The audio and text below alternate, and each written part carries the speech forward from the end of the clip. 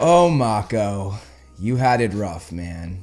Mako has one of the most interesting love lives of any character I've seen in fiction, and for the most part, it's pretty unfortunate. Some of that was self-inflicted, but other things were just out of his control. In this video, we're going to go through Mako's tragic love life and see where he ended up. Make sure you stay till the end of the video because there I'm going to go over some of the best stuff that took place after the 4 seasons. Also, if you enjoy this video, hit that like button. It will greatly help the channel with the algorithm. And if you like what you see, hit that subscribe button, and you can also follow me on all of my other social medias, all of which are linked down below, and all of which house similar content that I make here on this channel. Now that I've said that, let's look at Mako's tragic love life. Mako started his love journey on a pretty bad foot, much like me right now with a broken ankle. Mako blew Korra off, thinking she was another fangirl that Bolin brought around. Korra called him a jerk, but when he discovered she was the Avatar, he said that he was an idiot for not giving her the time of day. Which is kind of questionable because if she wasn't the Avatar, would he just keep being rude to her? But anyway, when Korra joined Mako's pro bending team, though they argued a lot, both of them thought about the other a fair amount, even doing that cliche trope where they both look out the window at each other. We later find out that Korra likes Mako as he walks up to Air Temple Island thanks to Ikki and Jinora outing her, as kids do of course. And this wouldn't be the last time these girls do something like that, but we'll get to that later. Mako and Korra grow even closer when they look for a missing Bolin, and they even pretend to be a couple to get into Amon's rally. Them working together also leads to a scene where they get vulnerable, and then they fall asleep leaning on each other only to wake up and jump apart. Another classic cliche trope.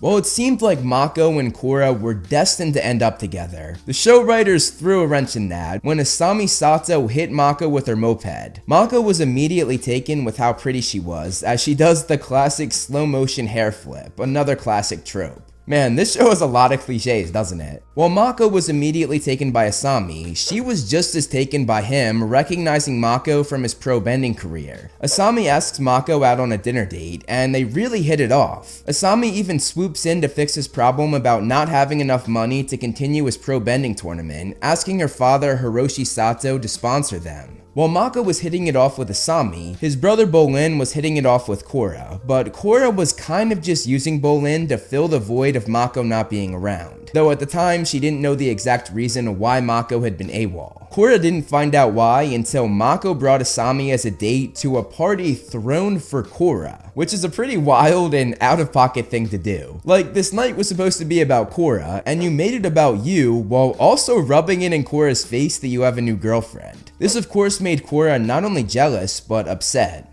Go figure. Mako doesn't think much about this though, because he's loving hanging out with Asami. And one day as Asami embraces Mako, she tells him that she feels very safe with him. Unfortunately, she wouldn't feel that way for long though. Korra deals with her jealousy of Mako and Asami by hanging out with Bolin to fill the void. Unfortunately, this leads Bolin on, and Bolin is a victim of Mako's love life. We then see another example of Mako being kind of selfish, because when Bolin asks Mako what he thinks of Korra in a dating way, Mako selfishly thinks that Bolin is talking about him and said that she's great, but that it made more sense for him to stick with Asami. After he said that, I think we all had the same reaction as Bolin here. Mako then takes it a step further, telling Bolin that he can't date Korra because he shouldn't date teammates, but we all know the real reason why Mako didn't want Bolin to date her. Though Mako was all in on Asami, Korra still likes Mako, and one day she asked him out on a date in probably the most embarrassing way possible. Getting even further embarrassed, Mako tells her that he didn't feel the same way. However, when Asami comes in seconds later, this was clearly a lie, as he gives a jealous look at Korra and Bolin. This jealousy of seeing Bolin with Korra boils over, and he confronts Korra about dating Bolin, saying that she was just trying to make him jealous. Korra turned it around on him though, saying that he was jealous. Mako again lies, saying that that wasn't true, and they had a big blow-up fight. After their match though, Mako admitted that Korra was right. Korra then kissed him, which was unfortunately seen by Bolin, whose heart was broken.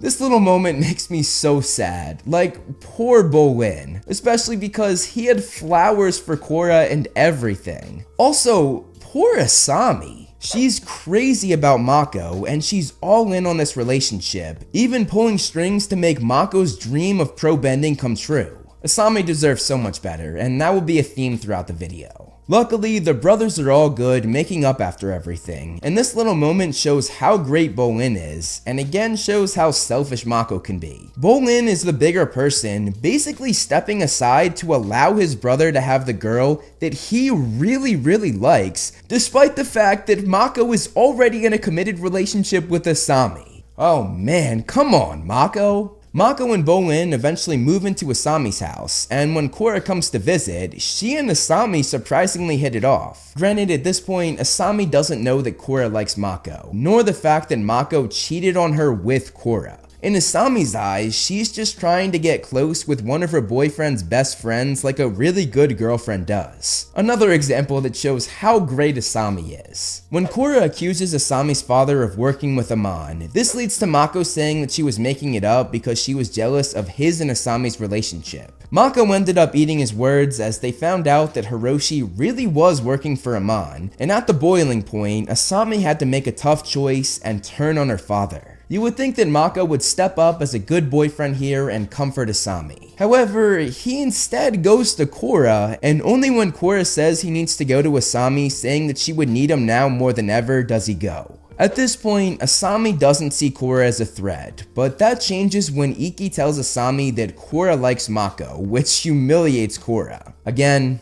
kids. This revelation takes Asami back, but she played it off well as not to make Korra more embarrassed than she already was, which again shows how great Asami is. She is honestly my favorite character in all of season 1. With the gaining of that knowledge, as well as seeing Mako turn violent when looking for Korra, Asami starts to get a little bit suspicious. While looking for Korra, Asami's worst fears were confirmed when Bolin let it slip that Korra and Mako kissed not too long ago, which honestly completely breaks her heart. Asami was forced to sit on that heartbreaking information while she watched Mako carry Korra and saw Korra cuddle up into him. Later, Asami walked in when Mako was holding Korra's hand at her bedside, which obviously upset her even more. Sweet Asami then reached her breaking point as she confronted Mako, and he still had the audacity to say that he didn't like Korra. Asami begged him not to make her say it, and when he still didn't tell the truth, she told him that she knew about the kiss. Surprisingly, or maybe not surprisingly at this point, Mako asks if they can deal with their relationship drama later, but Asami pulled away, saying there might not be a relationship to worry about later. Things were weird between them after that, Asami even saying that Mako could not sit next to her in the car, instead saying that he should sit in the back with Korra. Korra picked up on this hostility, but Mako just brushed her off when she asked about it. When the war in Republic City got bad, Mako shamelessly put his arm around Korra and walked right past Asami, the girl that he is literally still dating, and Asami obviously was not happy. That night, Mako and Korra stayed up late together talking, Mako saying that he couldn't imagine his life without Korra. Before leaving for his mission with Korra, Mako said goodbye to Asami and apologized for things getting so messed up between the two of them, adding that he did care about her. Asami said the same thing back and then kissed him on the cheek. This was the breakup that Mako gave to Asami. He did it right before he was leaving, and did it in a very up in the air and confusing way, which makes you wonder if Mako did it that way because he still wanted the door to be open with Asami. Oh my god, man, season 1 Mako is the worst. Later on in the series, Mako along with his grandmother, cousin, and Prince Wu looked back on this moment, and they called him out for not giving Asami a more clear-cut and proper breakup, which he had to hear because he did Asami dirty. Mako and Korra grew closer as they took Amon down together, and afterwards they had a passionate kiss as Mako made it clear that he was all in with Korra, both saying that they loved one another. The two started dating after that, and this relationship was awful. He should have stayed with Asami, who treated him so much better. Korra was kind of ruthless in this relationship, and surprisingly, this time around, Mako was actually a pretty good boyfriend. Korra constantly called Mako out for not taking her side when he was literally just talking sense, and Korra even accused him of being against her when she saw him talking to her father, where all he did was promise her father he would keep Korra safe. She also slammed a stuffed animal in his face when he didn't give her good enough advice, even though he totally validated and supported her in that moment. Korra eventually apologized for all of this, saying it was hard being the Avatar, and Mako joked saying it was even harder being the Avatar's boyfriend, which luckily luckily made Korra laugh and hug him, but that could have gotten ugly if she took that the wrong way. Things didn't really change after that though, as the same fight continued, Korra getting mad at Mako for either giving her advice when she wanted support or giving her support when she wanted advice, which obviously frustrated Mako. Honestly, it frustrated me and I was just a viewer. When Korra's father was convicted of treason, Mako told her that he was there for her, and even after everything, Asami said that she was there for Korra as well. God, I love Asami, she's the best. To no surprise, Mako and Korra got into another fight, Korra once again saying that Mako wasn't on her side, and Mako finally snapped. Korra downplayed Mako's career as a police officer, which, yeah, by the way, he's a police officer now for Republic City. I forgot to mention that. Things then got really bad when Korra said that her job was more important than Mako's because she was actually saving the world. And Mako replied saying that she wouldn't have to save the world if she didn't keep messing it up. Oh my god. Their relationship got worse when Mako was pressured into telling the president of Republic City about Korra's illegal meeting, which ruined all of her plans. When Korra found out it was Mako, she busted into the police station asking why her own boyfriend stabbed her in the back. She then kicked his desk aside and Mako had had enough. Mako broke up with Korra on the spot, and honestly, I don't blame him. She came into his workplace, embarrassed him in front of his colleagues, and kicked the desk he was sitting at across the room. Like, what?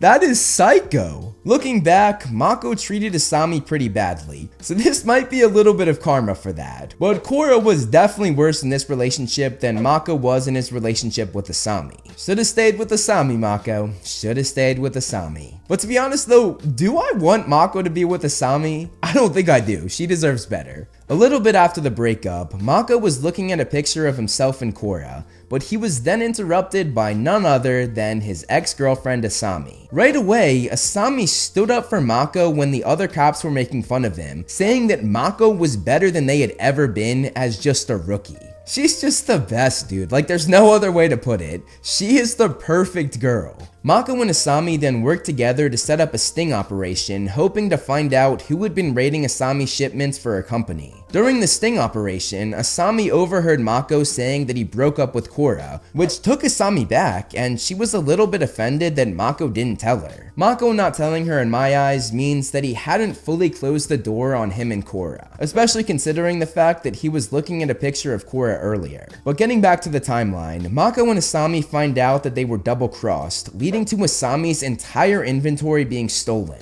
When she says she's giving up, Mako tells her that he wasn't giving up on her, which led to Asami kissing him. Unfortunately, Mako being the jerk that he is made it weird, and when Asami apologized for doing it, he just abruptly left. What a terrible night for our girl. She gets double-crossed, loses everything in her company, and gets rejected by her ex-boyfriend when she put herself out there.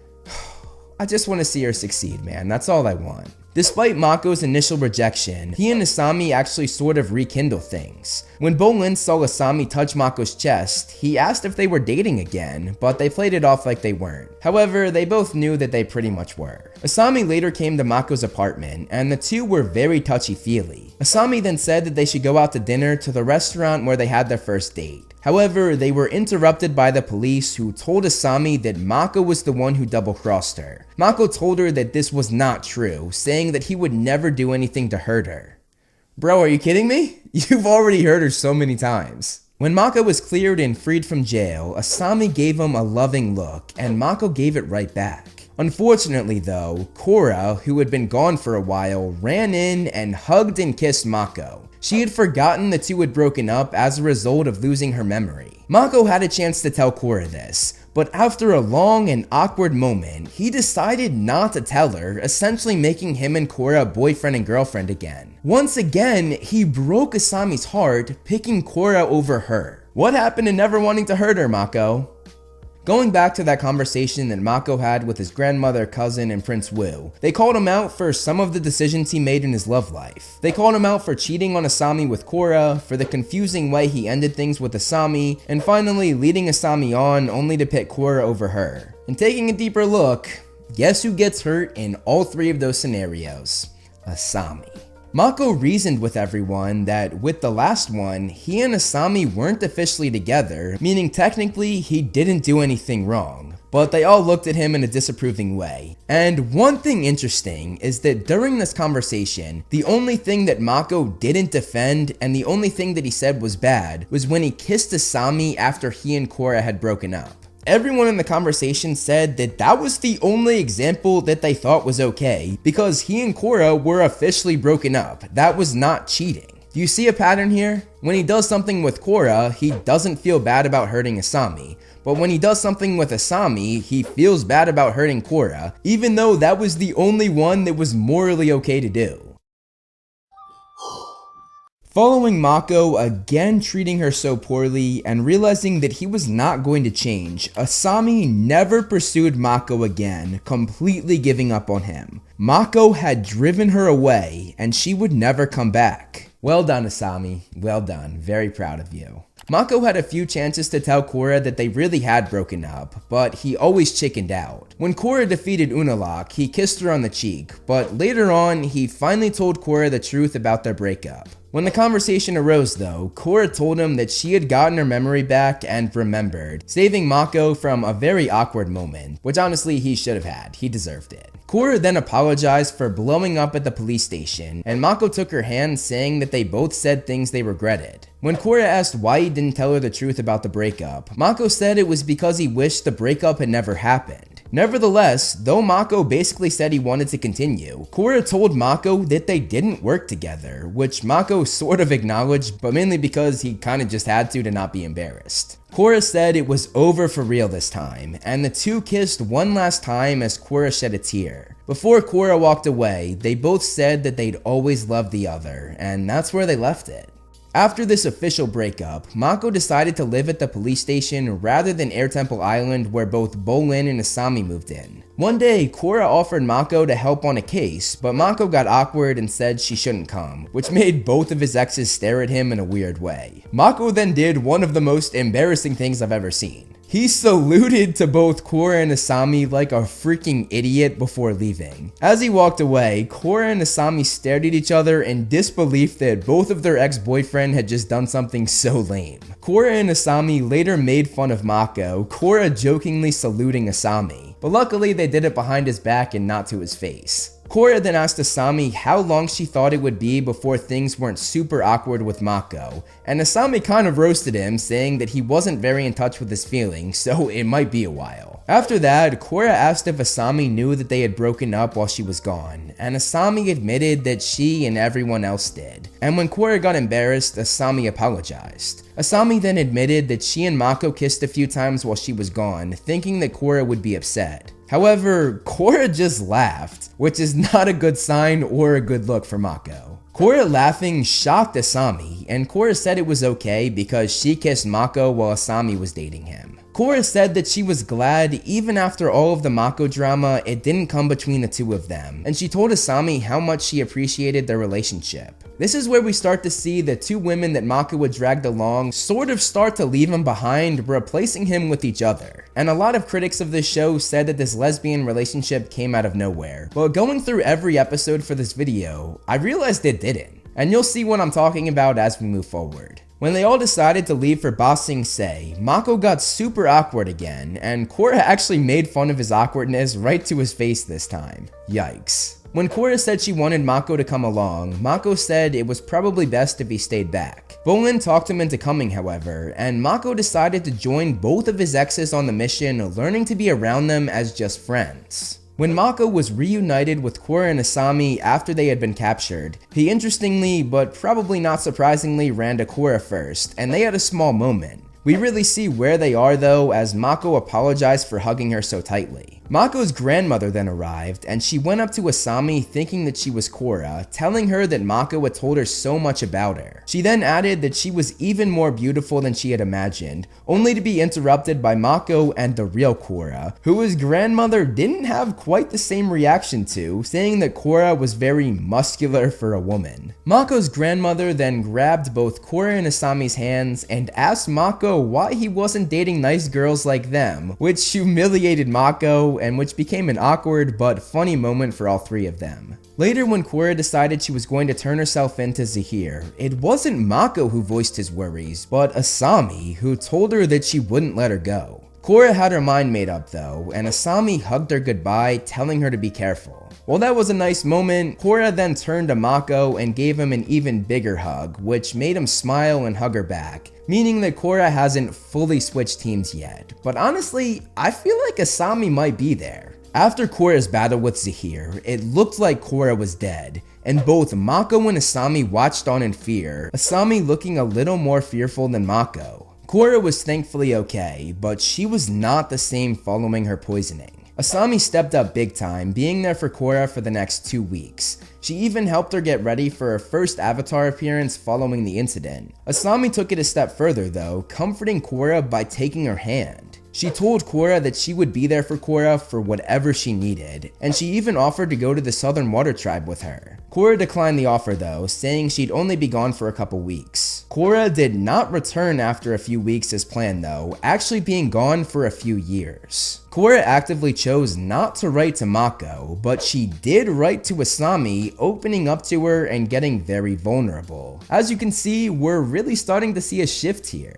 After a few years, Mako and Asami ran into each other, and Asami said that it was really good to see him and that it had been too long. Mako then mentioned that Korra was coming back that night, and Asami very excitedly said that she could not wait to see her. However, Korra did not show up as they had thought she would. It turned out that she had gone on her own side mission. It was quite a while before their actual reunion, and the first person Korra saw was who else but Asami. Asami hugged her, and the hug lasted for quite a while. Asami told Korra that she loved her new hairstyle, which made Korra blush, and Korra then complimented Asami, saying that she looked great as always.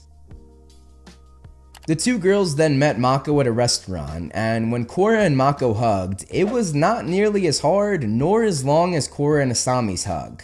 At dinner, Asami mentioned how worried she was about Korra when she told her that she couldn't go into the Avatar state. This made Mako question them, asking when Korra had told her that, because this was the first time any of them had seen each other in 3 years. Korra and Asami stared at each other, and Mako asked what was going on between the two of them. And if Mako's asking that, you know there's something there. Korra then admitted that she and Asami had written letters to one another while she was gone, and this hurt and confused Mako, asking why Korra never wrote him. Korra told him that she just didn't know what to say, which kind of made Mako mad. While Mako got mad there, things really hit the fan when Asami told Korra, and interestingly not Mako, not even looking at him, that she had visited her father. When Korra asked if she could trust Hiroshi, Asami angrily yelled at Korra, and as the conversation went on, it became clear that this screaming was less about Asami's father and more about Asami being hurt that Korra was gone for so long. Korra shrunk a little bit and said that she didn't mean for that to happen, clearly upset that Asami was upset.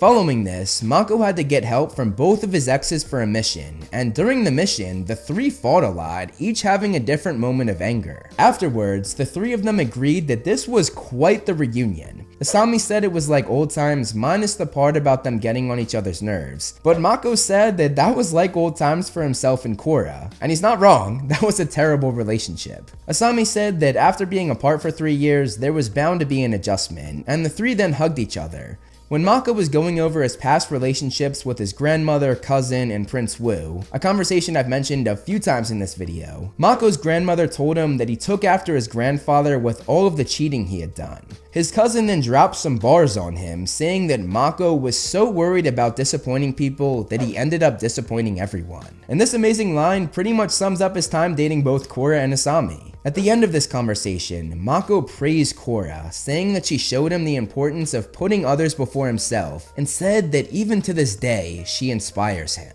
And you would think he would say something similar to this about Asami, but no. He doesn't say anything about her, he just leaves the conversation at that. This is another clear indication that Mako likes, or I guess liked, Korra much more than he liked Asami. Oh man, justice for Asami. While Mako was having this conversation, neither of his exes were thinking about him, instead having a moment between themselves. Korra and Mako had another outing with just the two of them. Korra had fully moved on, but judging from how worried and even how touchy Mako was, he might not have been on that same level yet. Following the fight against Kuvira, they all went to Varric's wedding, and Mako, Korra, and Asami all sat next to each other. As they sat there, Bolin spoke about how true love was a fickle thing, difficult to find, and nearly impossible to tame. And that line was pretty much exactly how Mako's relationship went with the two girls sitting right next to him. Nearly impossible to tame. Meanwhile, the first part of Bolin's words, the good parts about love, end up resonating with Korra and Asami. At the reception, Korra talked to Mako, thanking him for his help. Mako replied saying that he would follow her into battle no matter how crazy things get, adding that he had her back and always would. Now, as much as I talked about this show having cliches and tropes, in a normal show or movie, this is where you would think the main boy and the main girl would finally get together. Had you seen just the first 2 seasons, you would probably expect that. However, Mako dropped the ball with both Korra and Asami actually pushing them to each other. When Korra stepped away from the reception, Asami came and found her, and she smiled when Korra asked her to sit. The conversation they had here made the relationship move past just friendship. The two decided to go to the spirit world together, just the two of them. As they entered, they held each other's hands, came face to face, and looked at each other lovingly. And now we get to the part of the timeline that happened after the series ended. On this trip to the spirit world, they cemented their relationship with a kiss. Korra and Asami were now officially dating. When they returned, they talked to Kaya, Katara and Aang's daughter, who was gay herself, and she said that they made a beautiful couple. They were then interrupted by Mako and Bolin, and Mako said that Korra and Asami were acting weird. Right as Korra was about to tell them that they were dating, they were interrupted by Jinora, who told them about trouble brewing. They all went to battle, and during the fight, Asami was knocked out. Before the fight was even over, Korra rushed to see if Asami was alright, and when she woke up, the two kissed in front of everybody, including Mako. Can you even imagine what's going through Mako's head at this point? The only 2 girls you've ever dated bond over how bad their relationship with you was, and with you being both of their last experiences with a boy, they decide to never date men again, and instead date each other.